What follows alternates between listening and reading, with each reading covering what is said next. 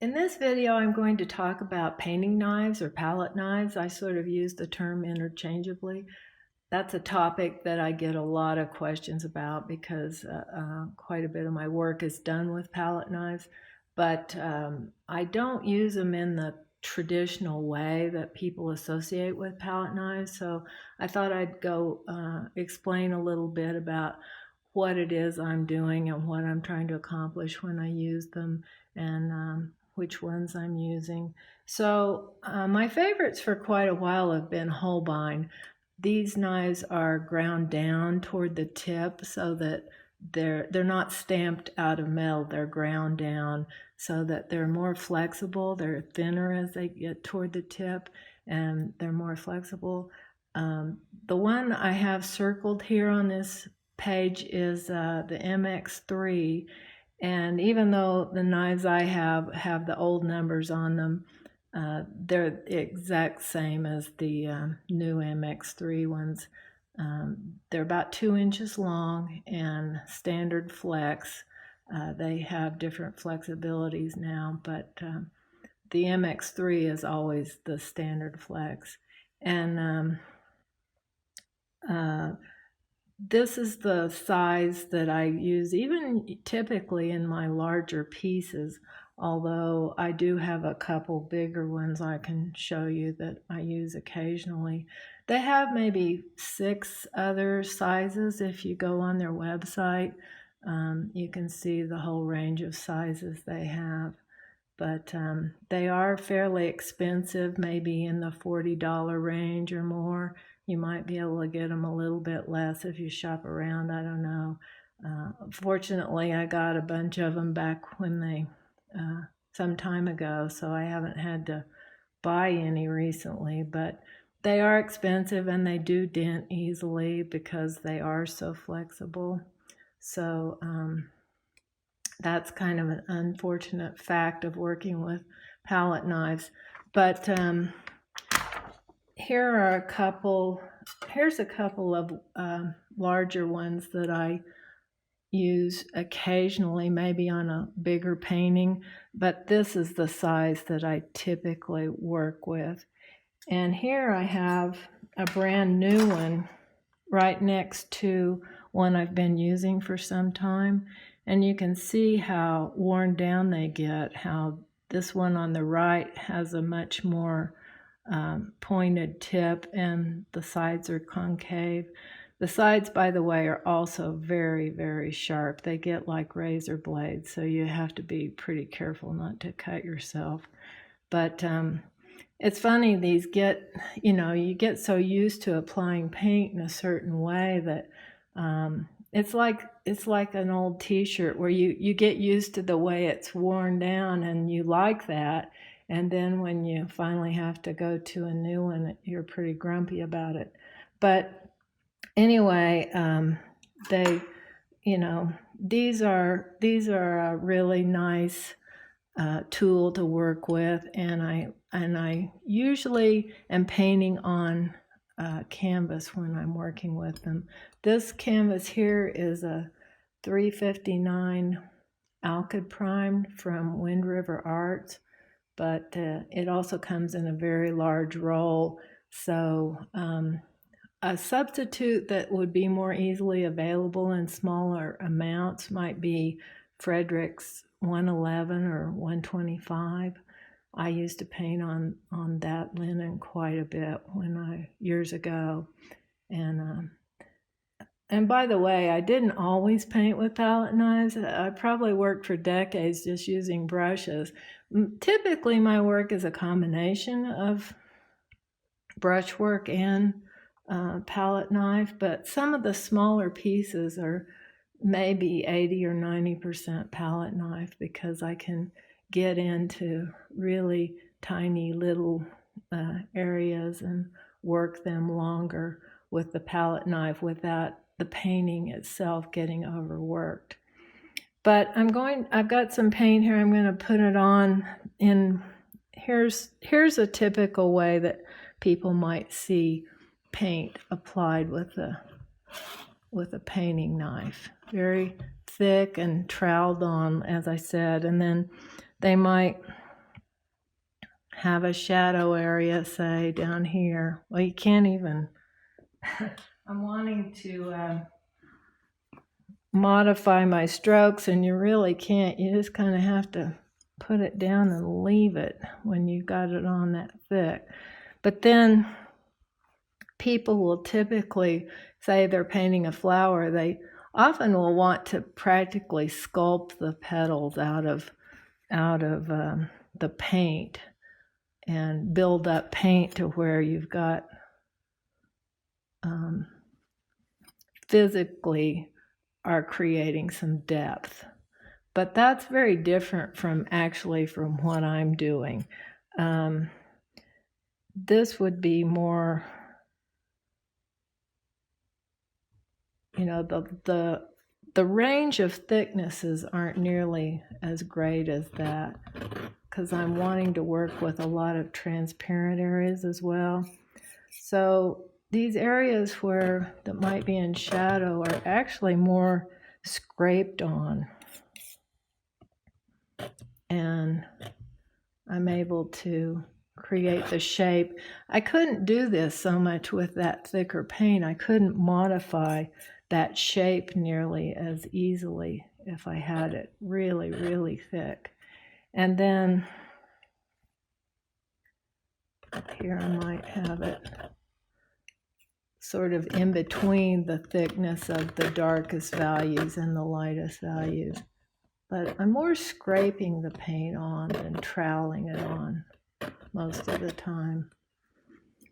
And that way, once I get that, say I get a petal on there, then if I want to soften an edge or something, I can use my knife to scrape a little bit and modify that edge just a little. Whereas there's nothing really I can do here. It's just going to kind of, it's either going to take it off or mush it all together. I don't have the ability to keep working those areas. But so this is more of what I'm doing when I apply my paint with the palette knife. This allows me to work more transparent to opaque, whereas all of these notes over here, even though this is done with transparent pigment, down here, this darkest note, it's transparent pigment, but it's put on so thick that it's virtually opaque. Whereas all of this is degrees of opacity and transparency, and it gives a lot more nuance a lot more softness and nuance and more subtlety to the to the values, and the transparency is created. Then I could build up an edge a little bit and make it a bit thicker, but the transparency is more is helping create depth in a way that that way I don't have to build the paint up physically so much like you do here. One problem with building it up like this is that it might look good from where you're painting it in the lighting you're painting it in, but when it gets in another light, the light's going to catch, if the light's coming from another direction, the light's going to be catching other strokes, and it's not going to look that much the way you thought it did when you were working on it. To summarize, this approach gives me a lot more workability, a lot more flexibility, and continuing to build on and get it just the way I want it, to soften the edges, and it creates more of a feeling of depth. So that's what I'm trying to capture in my work. This is a painting I completed recently, and I wanted to bring it out as an illustration of some of the points I was making earlier about the application of paint. This is a 8 by 14, so it's a small piece, and the objects are all under life size. So there's a lot of, delicate edge work and stuff that's fairly time consuming. If you're an impatient painter, you probably won't want to do these smaller pieces with a knife. But typically my work is a mixture of brushwork and knife work. And up in here I can see strokes that probably were done with a brush, but I think I must have gone back and softened a lot of them with the knife later, because I just don't see a lot of brushwork on here anymore. But there's areas here, like up in here, where I have a thicker, more opaque piece of paint that's obscuring the texture of the canvas. But then over in here, I have an area where there's a thin wash, and you can see the weave of the canvas coming through. So a lot of the light areas are more thick and opaque.